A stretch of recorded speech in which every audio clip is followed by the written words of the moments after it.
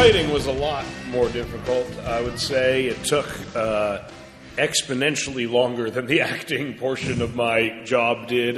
For years we worked on the screenplay.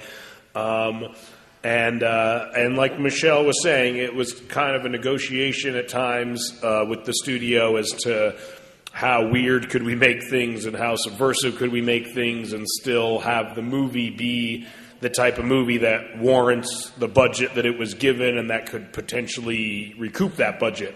And it was very interesting creatively to kind of consciously make the choice to make a movie that was for a much larger audience than our movies generally are.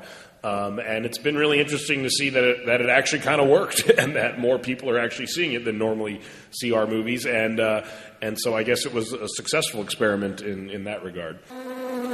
We really wanted to... I think a lot of superhero movies start with a guy who's already kind of like a superhero.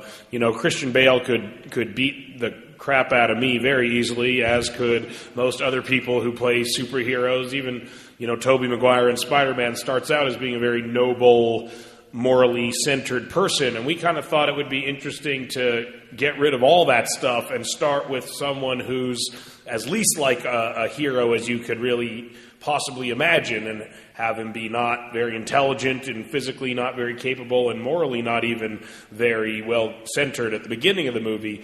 And I think I offer all those things in spades. And to us it was a much more interesting story to show that kind of person become a hero rather than start with someone like Ryan Reynolds, who already looks exactly like a hero and acts exactly like a hero, and give him a costume, essentially. I lost a bit of weight, mostly because we just didn't want it to be like a fat superhero movie. We just thought we would, we wanted to focus more on the personality conflicts between the characters and not so much just my gross physical incompetence. And so we kind of removed my weight as an issue just to kind of focus on the jokes that we wanted to play more, which was kind of that me and Kato weren't getting along very well. Well, yes. I think his girlfriend called secretly the head of Sony. It's true, yeah. To tell them that to pretend Seth needed to lose a lot of weight. So she helped in your weight loss. I think she might have, yeah. Oh, I see. Otherwise, the movie would be the Green Fat Hornet. Exactly. The Green Bumblebee, maybe. We really just read with a lot of people. I mean...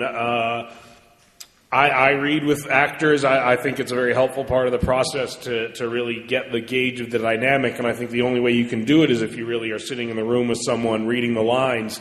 And so we first read with Jay over Skype, which was very weird and delayed, but it seemed pretty funny. He seemed very funny and cool, and so we decided to fly him to Los Angeles so we could actually get in the room and read together. And like Gondry said, the dynamic was pretty clear from the beginning in a way. I think, in all the areas I was confident and capable, Jay had less experience, like with improv and English. And in all the areas he was confident and capable, I had no experience, which was like looking cool and beating dudes up. So I think we instantly complemented each other very well and just seemed to get along, which to us was very helpful.